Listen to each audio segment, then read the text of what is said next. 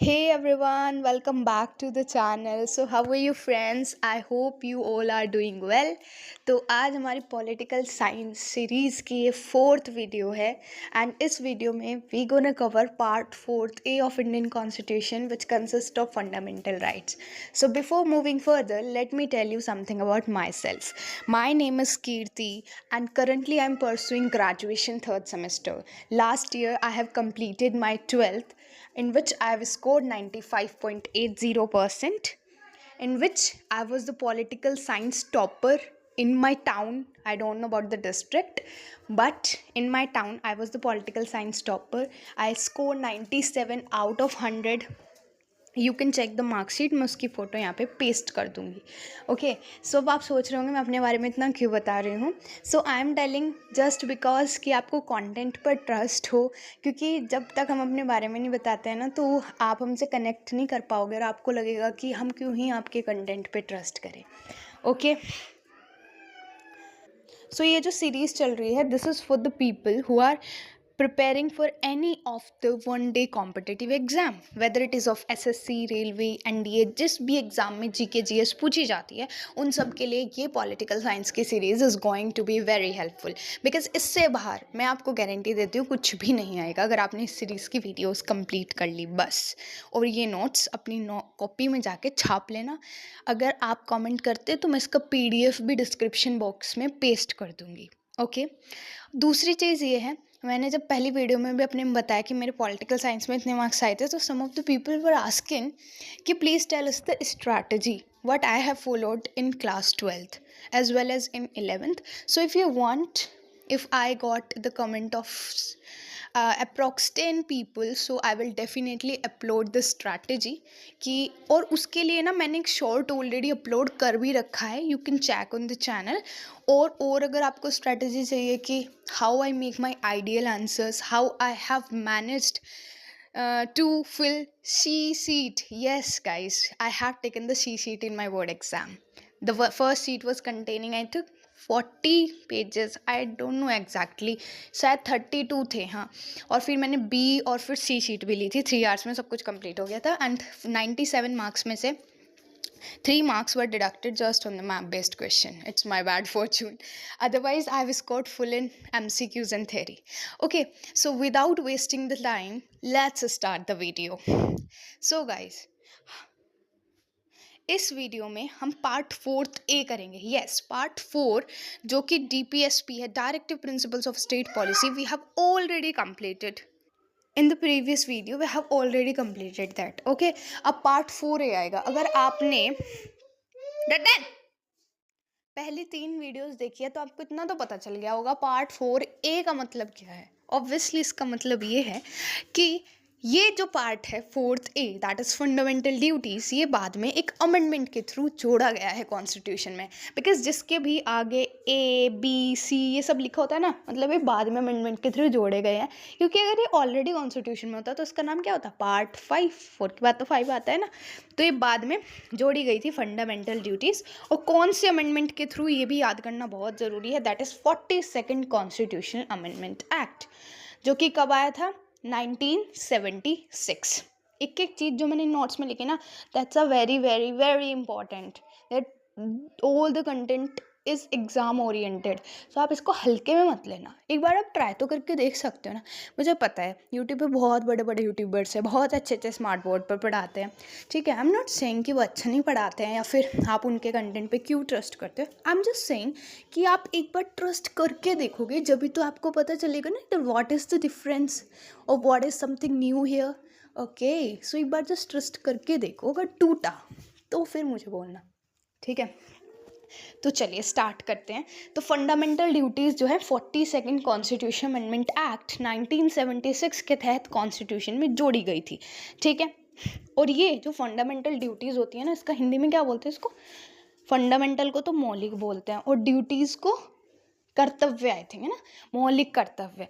और ये जो कर्तव्य है इनमें दे रखा है कि एक इंडियन सिटीजन के क्या क्या रिस्पॉन्सिबिलिटीज़ हैं, क्या क्या ड्यूटीज़ है अपने कंट्री के थ्रू. और किसकी, इस बात पर ध्यान देना, Indian citizen. Yes, these fundamental duties are just for the people who are having the Indian citizenship not to the others. Okay, चलिए, so let's start.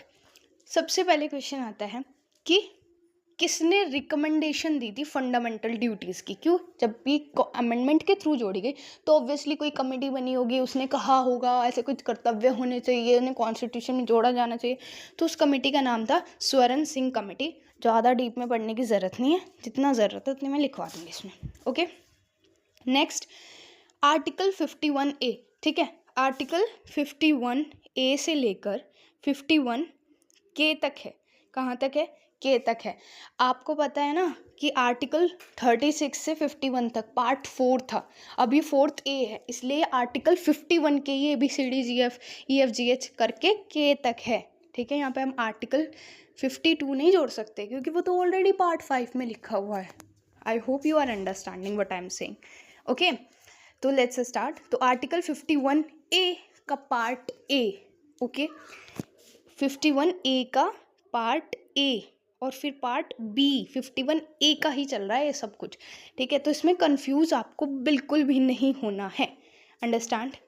चलिए, तो article 51A part A is abide constitution and respect it's ideal, national flag and national anthem, कि हमें अपने constitution को मानना है। Constitution में जो चीज़ें लिखी हैं ये हमारे कर्तव्य हैं, और मैं चाहती हूँ कि जब आप ये फंडामेंटल ड्यूटीज़ पूरी पढ़ लें तो आप उन कर्तव्य का पालन करें। Because being a student of political science, मैं आपसे एक्सपेक्ट बिल्कुल भी नहीं करूँगी कि आप जस्ट फंडामेंटल ड्यूटीज़ पढ़ रहे हैं, उनको अपनी लाइफ में लागू नहीं कर रहे हैं। ओके, तो इसमें क्या लिखा है? फर्स्ट फंडामेंटल ड्यूटी हमारी क्या है? हमें अपने कॉन्स्टिट्यूशन को मानना है, उसके अकॉर्डेंस चलना है, और अपने आइडियल्स, ठीक है, या फिर जो कॉन्स्टिट्यूशन में हमारे आइडियल्स है, like India is a secular state, इन सब आइडियल्स को, जस्टिस अपनाना है, फ्रेटर्निटी, इंटीग्रिटी, यूनिटी, इन सब आइडियल्स के अकॉर्डिंग हमें अपनी लाइफ जीनी है। ओके, नेक्स्ट हमें अपने नेशनल फ्लैग और नेशनल एंथम की भी रिस्पेक्ट करनी है। Because being a citizen of India, it's your fundamental duty to respect your national anthem, or wherever you listen it, just stop your work and stand in the attention position. Okay, next article 51A part B, to cherish and follow the noble ideals of freedom struggle, कि जब हमारी आज़ादी का जो struggle चल रहा था उस टाइम पे जो हमारे आइडियल्स थे, हमें उनको चैरिश एंड फॉलो, मतलब उनकी रिस्पेक्ट करनी है और उनके बताए हुए रास्ते पर चलना भी है। It's also a fundamental duty. जैसे हम अपने फ्रीडम स्ट्रगल के जो लीडर्स थे उनकी रिस्पेक्ट करते हैं ना, it's a fundamental duty. Next article 51A part C, ये ना डी पहले लिख दिया है बाय मिस्टेक, ठीक है, तो आप इसको ना इंटरचेंज कर देना, सही कर लेना। ठीक है, तो पहले आर्टिकल सी पढ़ते हैं। To upload and protect and sovereignty, unity, यहाँ पे to uphold and protect the आएगा यहाँ पे। ठीक है, तो मिनी मिस्टेक्स को तैयार तुम इग्नोर कर सकते हो, है ना, इतना फ्रेंड होने के नाते इतना तो कर ही सकते हो। चलो, to uphold and protect the sovereignty, unity and integrity of India, इसका मतलब ये है भारत की सोवर्निटी। आई थिंक इसको हिंदी में ना संप्रभुता बोलते हैं, एग्जैक्टली नहीं पता है बट लगता है मुझे ऐसा। ठीक है, नेक्स्ट यूनिटी और इंटीग्रिटी, इसको प्रोटेक्ट करना है। ये 3 वर्ड्स जो हैं हमारे प्रीएम्बल में भी लिखे हैं और ये बहुत इंपॉर्टेंट है। इनको अपहोल्ड करना है मतलब बनाए रखना है, और इनको प्रोटेक्ट करना है। किसको? सोवर्निटी का मतलब क्या होता है? I hope you know. जिनको नहीं पता है चलो कोई बात नहीं, आपको ये नहीं कह रही हूँ कि आपको क्यों नहीं पता है, जो नए बच्चे होते हैं उनको नहीं भी पता होता। सोवर्निटी का मतलब होता है कि एक ऐसी पावर जिसमें हमारे पास ये ऐसी पावर हो कि हम अपने डिसीज़न इंडिपेंडेंटली ले सके, उस पर कोई आउटसाइडर आके इन्फ्लुएंस ना डाले एटलीस्ट। ठीक है, इसका मतलब ये है, हम कहें कि हमारा भारत एक सोवरेन कंट्री है, या फिर हमारे भारत के पास सोवर्निटी है। तो इससे हम बेसिकली ये समझाना चाह रहे हैं दूसरे पर्सन को कि अगर इंडियन गवर्नमेंट अपनी कंट्री इंडिया के लिए कोई भी डिसीजन लेना चाहती है, कोई पॉलिसी बनाना चाहती है, कोई प्रोग्राम स्टार्ट करना चाहती है, तो ऑब्वियसली इट कैन। इसको किसी बाहर वाले की परमिशन नहीं लेनी पड़ेगी। ठीक है, कुछ कंट्रीज़ में सोवर्निटी नहीं होती, तो सबसे इम्पॉर्टेंट तो सोवर्निटी है ना। अगर ऐसा होता, इमेजिन करो सिचुएशन कि हमारी कंट्री एक सोवरेन कंट्री नहीं होती और वो अमेरिका के ऊपर डिपेंड होती, अमेरिका उसको इन्फ्लुएंस करता, तो हमारे हर एक डिसीजन के लिए हमें अमेरिका से पूछना पड़ता। अब समझ रहे हो ना सोवर्निटी की importance. Next unity and integrity, मतलब हमारे यहाँ पे अलग अलग कल्चर, लैंग्वेज, रिलीजन, कास्ट, के लोग रहते हैं, बट हमें एक साथ मिलकर रहना है। बिकॉज अगर with in India he religious issues, caste discrimination चलता रहेगा तो इंडिया कैसे आगे बढ़ेगा? आपको पता है ना, एकता में ताकत होती है। मैं बस ये कहना चाहती हूँ आज के टाइम के रिलीजियस इशूज़ को देखकर कि एटलीस्ट जो पॉलिटिकल साइंस पढ़ रहा है, मैं ये नहीं कह रही जिनके पास मतलब जिनका बैकग्राउंड ही पॉलिटिकल है, आई एम सेइंग वो भी स्टूडेंट जो जस्ट एक एग्ज़ाम के लिए पॉलिटिकल थोड़ा सा भी पढ़ रहा है, उसको भी ये समझना चाहिए इन रिलीजियस इश्यूज़ को कम करने का पूरा ट्राई करना चाहिए। अब आप कहोगे हम एज अ कॉमन पीपल क्या ही कर सकते हैं, तो मैं आपको बताऊं हम क्या कर सकते हैं। We can just change our thinking, we can think like we are just an Indian, we are not Hindu, we are not Muslim, we are just Indians. मैं ये नहीं कहती कि आप अपने धर्म को ही छोड़ दो, संन्यास ले लो, ऐसा कुछ। मैं like suppose girl belongs to Hindu religion, I am not saying कि वो पूजा ना करे, या फिर अब वो belongs to Muslim religion, I am not saying कि वो नमाज ना पढ़े। ऑब्वियसली आप अपनी रिलीजियस रिचुअल्स को फॉलो करें, बट एक दूसरे के साथ इस बेसिस पर एटलीस्ट डिस्क्रिमिनेशन ना करें। बिकॉज वी वॉन्ट विकसित भारत, और विकसित भारत का सपना जब पूरा होगा जब हम सब एक साथ मिलकर इस सपने को साकार करेंगे, ठीक है ना। Now come back to the topic. Actually है ना मेरा फेवरेट सब्जेक्ट है, और मैं जब बस बैठती हूँ ना डिस्कशन ज़्यादा लंबा हो जाता है। Next, article 51A part D, to defend the country and render national services when called upon. इसका मतलब ये है, सपोज़ हमारे कभी आए ना, सपोज़ कर लेते हैं कोई ऐसे सिचुएशन आ जाए इंडिया पे, कोई देश अचानक से हमला कर दे, ठीक है, और भाई आपको सरकार कह रही है कि आप लोगों को अपनी कंट्री को बचाना है, आप लोगों को शरद पे आना है, लड़ना है, ठीक है, तो आप लोगों को मना नहीं करना है। मैं ये भी नहीं कह रही हूँ कि अगर आप मना करोगे तो आपके ऊपर केस हो जाएगा, because fundamental duties are also non enforceable, क्योंकि इसको भी कोर्ट में चैलेंज नहीं किया जा सकता। किसकी तरह, किसकी बहने, directive principles of state policy की। Understand? So where we were, guys? Yes, we were discussing Article 51A Part D. Yes, right. तो हम ये कह रहे थे कि अगर कोई इमरजेंसी सिचुएशन आती है जिसमें आपको अपने अपने देश को बचाने के लिए कहा जाता है, तो आपका कर्तव्य है कि आप बचाएंगे, आप मना नहीं करेंगे, ठीक है। Next, article 51A Part E, to promote harmony and spirit of common brotherhood transcending religious, linguistic, regional और sectional diversities। इसका मतलब है despite of all these things, religion, language, region and sectional diversity, इन चीज़ों को साइड में रखे आपको harmony and spirit, भाईचारा, कॉमन ब्रदरहुड, इन सब को प्रमोट करना है, जिसका मैं आपको ऑलरेडी लेक्चर दे चुकी हूँ बहुत लंबा। आगे चलते हैं। Article 51A part F, to value and preserve the rich heritage of a composite culture. हमारा जो कल्चर है, हमारा जो इतिहास है, हमें उसको भी प्रिजर्व करके रखना है, ठीक है। ऐसा नहीं कि उससे बिल्कुल हम लिंक तोड़ दें, ये भी हमारा कर्तव्य है। जैसे कि एग्जाम्पल, कुतुब मीनार को जाके अब तुम लोग तोड़ने फोड़ने लग जाओ, तो ये बात सही है क्या यार? तुम्हारी ड्यूटी है उसे बचा के रखना, ना कि उसको तोड़ना फोड़ना। Next, article 51A part G, to protect and improve natural environment including forest, lakes, rivers and wildlife. And friends, one thing I want to tell you, अगर आपको मेरी राइटिंग का कोई वर्ड समझ नहीं आ रहा है ना, बिकॉज ये मैंने बहुत जल्दी में लिखा हुआ है, ठीक है, तो मैं बोल रही हूँ ना, तो आप नोट डाउन कर लेना, ठीक है। तो पार्ट जी क्या कहता है कि हमें प्रोटेक्ट करना है और इम्प्रूव करना है अपने नेचुरल इन्वायरमेंट को, अपने पर्यावरण को, जिसमें क्या क्या आता है, हमारा फॉरेस्ट, हमारे लेक्स, रिवर्स और वाइल्ड लाइफ। कैसे प्रोटेक्ट करोगे? जंगलों को काटना नहीं है, पेड़ लगाने हैं, लेक्स को गंदा नहीं करना है, रिवर्स को गंदा नहीं करना है, वाइल्ड लाइफ मतलब हमारे जो ये पशु पक्षी है, आपको उनको मारना नहीं है, क्योंकि अगर जंगल भी काटते हो ना आप, तो भाई उनका घर तो आप छीन ही लेते हो ना यार, ऐसा नहीं करना है, ठीक है। नेक्स्ट, अब आप लोग ये भी कहोगे कि हम लोग कौन सा जंगल काट रहे हैं। एक बात बताओ, we the youth of India, हम ही तो फ्यूचर में जाके अलग अलग क्या बोलते हैं उसको यार, फील्ड में जाके काम करेंगे, ठीक है। तो मतलब फ्यूचर का काम तो हम लोगों को ही संभालना है ना, तो हम लोग अभी से समझ ले तो बात सही रहेगी।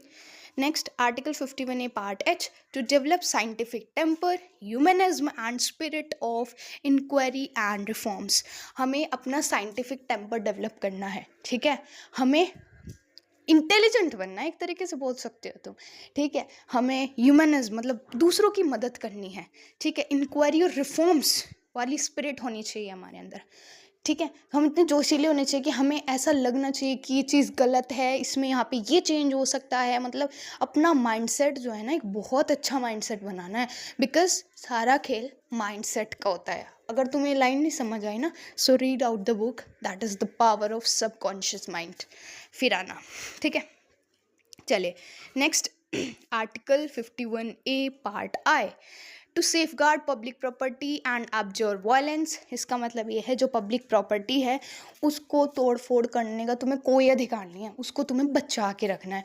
अब हमारी कंट्री की पब्लिक प्रॉपर्टी को अगर हमसे ही खतरा होने लगे तो हो लिया भाई काम, ऐसे थोड़ी होता है, ठीक है। दूसरा, ऑब्जर्व वायलेंस, जितना हो सके ना, हो सके क्या तुम्हें करना ही है, क्या वायलेंस को रोकना है।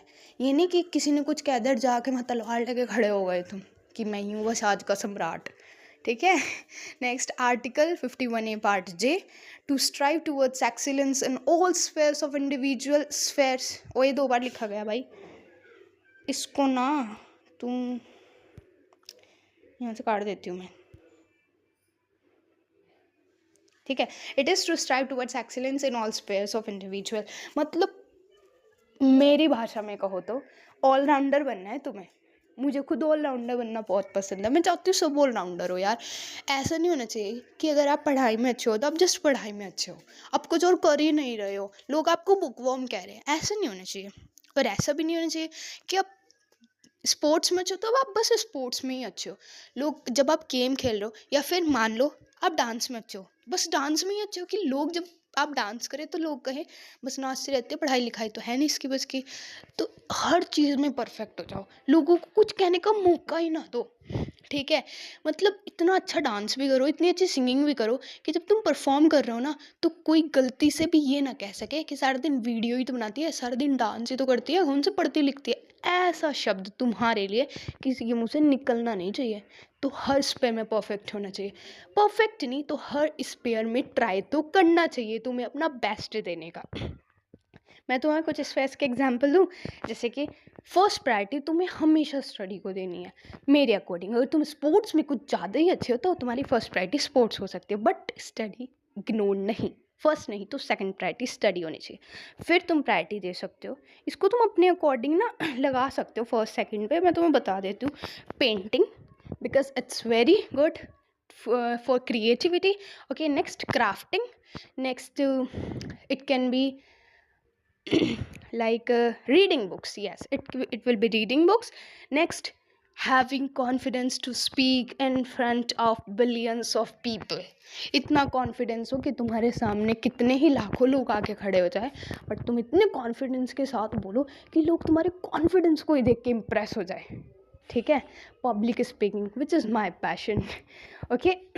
तो ये कुछ चीज़ें जिनमें तुम्हें अच्छा होना चाहिए। Dance, it can be singing and learning any instrument, like for me it's guitar, for you it can be harmonium or other things। Her sphere में परफेक्ट होना चाहिए, क्योंकि अगर आप ऐसा करोगे ना तो आपको पता चलेगा आपको सच में करना क्या पसंद है। क्योंकि अगर आप पूरी ज़िंदगी ऐसे काम को करने में बताओगे जिसको आप जस्ट मजबूरी में कर रहे हो तो गाइज आप अपनी लाइफ इंजॉय कैसे करोगे।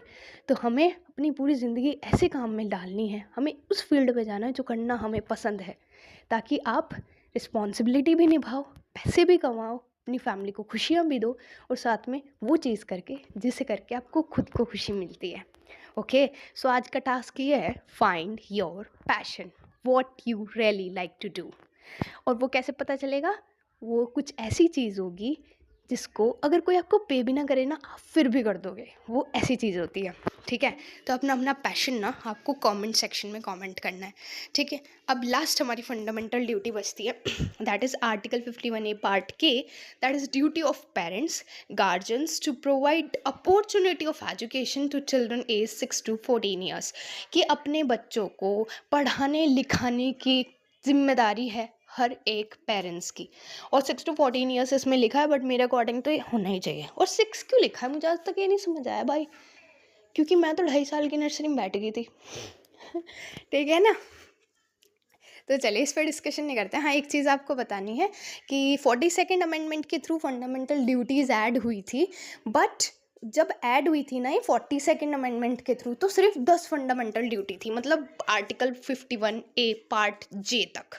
ये पार्ट के जो है ये 86th कॉन्स्टिट्यूशनल अमेंडमेंट एक्ट आया था 2002 में, उसके थ्रू ऐड हुई थी। ठीक है, तो अगर क्वेश्चन ध्यान से पढ़ना है कि ओरिजिनली स्टार्टिंग में कितनी फंडामेंटल ड्यूटीज थी 10, और अभी फ़िलहाल कितनी है 11। ओके, तो यहाँ पे हमारी फंडामेंटल ड्यूटीज़ होती है complete. I hope I have made some sense, आपको कुछ समझ आया होगा। ठीक है, इन फंडामेंटल ड्यूटीज़ को जस्ट पढ़ना नहीं है, अपनी लाइफ में आपको फॉलो भी करना है। ठीक है, तो friends, it's my humble request to you, please share your feedback.